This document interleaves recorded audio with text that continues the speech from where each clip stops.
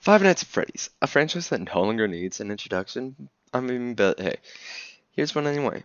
A game created by a failing game creator, Scott Cawthon, that then spiraled into this massive IP with merchandising and iconicity up there with other classic horror games like Silent Hill and Resident Evil.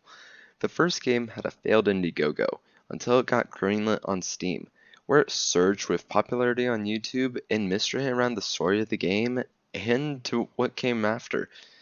Now, we're going to go to the game itself, as I don't really want to talk about what happened around the game, such as theories or any of that, as we already know most of it, well, actually all of it, as we all went through it, more than likely, or went back to it. So let's get into it. This is a review and look back at Five Nights at Freddy's 1 from 2014. The title screen sets the tone of the rest of the game, which seems to be a trend throughout the franchise. It's eerie and grim with static to offset any sort of comfortability and ease, which we also see as a main character, Freddy, twitching and staring us down with an uncanny, gaze. Oh man, this franchise will get you. As I like, I'm looking at it right now, and I really like how it looks. It sets the tone, and, well, like I just said, and it doesn't lead you into any false sense of security, as it gives you a sense of unease with the static and then the noises every time you shift throughout the menu, and it's loud with deep bass. Then, when you hit and start, you get nothing. You hear nothing for a moment, and then we hear the buzzing of a fan, and we see the office. A moment or two goes by, and then we hear the phone ring, and we are introduced to our first character, Phone Guy, who tells us how we play the game, how mechanics work, and the vague story that we get on how missing kids were, well, of course, reported missing, and the sketchy stuff going around Freddy Fazbear's Entertainment, and how they got around it, and that's never actually been explained, but, I mean, hey, probably for the best, am I right? Now, while talking about Fungi, we get to know he is the guard before us, and that he has worked for the other company for a long time, and he knows more than he really lets on. But then we hear one night he's having difficulties and he dies. Our first connection to someone is now gone. Our only connection to someone else in this entire game is gone. We hear he dies, which gives us some more unease, as now we know, oh, we will die if we're not careful. Assuming you haven't died up until this point. Fungi works really well as our guide and exposition for what's going around. Scott voiced the character and did an amazing job.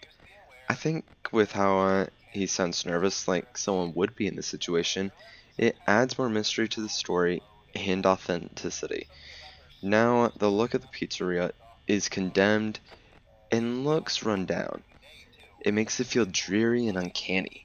However, I do think it could use less cobwebs, as it makes me question if this place is even having kids or anyone go around in it. I love the lighting though, and how everything looks apart. Well, I just like how everything looks besides the webs, like I just mentioned. It really makes the place just look condemned, but I love how it looks. The colors are also just amazing. With everything being so muted and gray, it makes the animatronics pop out, and it matches the title screen for 3 of the 5 animatronics. Yes, I know I said 3 of 5. Well, 3 of the 5. We have Bonnie, Chica, and Foxy that are all visible and pop in the backgrounds. As for the other 2, that's a different story. Freddy is consistently shrouded in shadows, with the only thing we see is his glowing eyes in the background until he's at our door, or we can barely see the brown on him. It's just because he's so close to the camera. And then, when he jump scares us, we still see him shrouded in darkness unless we lose power. When then he looks like the other animatronics. Now, I think his normal jump scare while lights are on is perfect. It captures the uncanny valley feel, and it catches me off guard now and again too, even to this day. Now, we can't talk about the characters without talking about the gameplay. So, it is repetitive, it is simple, but very fun and intuitive. I feel like you're at a job, not playing a game. You have to check doors and, well, not check the doors. I mean, you check the doors, but you're also checking cameras and to see where the animatronics are. This raises the anxiety levels so well, it makes you tense up until you fail. And that's kind of by design. By not watching your power, you'll end up dying sooner. And it is hard as the animatronics aren't on a set path. They're more random. So it never goes stale, unlike other horror games like Resident Evil, or even Poppy's Playtime, or even Bendy and the Ink Machine. It keeps it going. It's nice and fresh every time.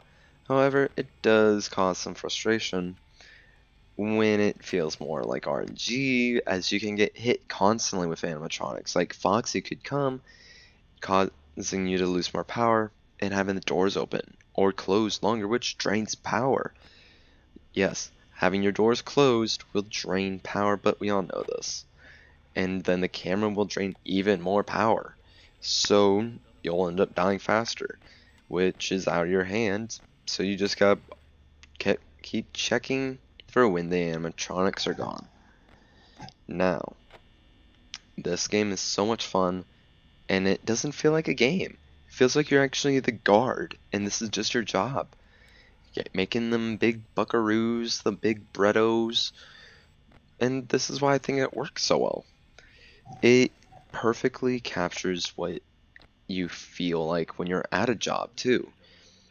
By separating it from feeling like a game versus more realistic, it brings down the game aspect. And what I mean by that is it brings down the silliness of it and grounds you, sets you down, and makes you actually think, oh, I'm working, I'm trying to get this bread. Let's do it, you know? While as a game like Resident Evil, you're constantly in the third person. Or bending in the ink machine, scripted events, Poppy's playtime. You're always going to see the same thing. It feels like things just happen to you. While this, it feels like you are participating in something and it's not just happening. While the other ones, you're kind of walking through the story, it happens around you. While this, you're actively playing in the story. Now, next time we will go more in depth with what I mean by with the story of Five Nights at Freddy's, as it's greatly expanded upon in Five Nights at Freddy's 2. And we'll also talk about what Five Nights 2 improves upon and builds upon. But overall, I think Five Nights at Freddy's 1 is a great game. You should definitely check it out. It has tons of opportunities to learn how to make games. I mean, check out the fan community and all the Easter eggs. I highly recommend GoMotion. She did an amazing job going through fake hoaxes, rumors, tons of other Five Nights at Freddy's stuff. Daco, it exploded in popularity, and I know weren't going to talk about that in this video, but it can't go unsaid that this game launched so many careers, a massive IP, and it's all from humble beginnings. But I give this game a definitive play it if you haven't already, and support it. I think this is a perfect Five Nights at Freddy's game, but out of 10, I'd probably give this a solid 7. Now, if I'm comparing it to AAA games, I'd probably actually give it a 7.5, just based off how it feels connected and grounded, unlike some other games that just feel like massive boom, this, check that.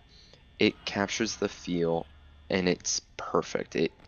Unlike Security Breach, but that'll get into its own video. Have a great day. Enjoy. Like, comment, and subscribe if you want more of this. And peace out.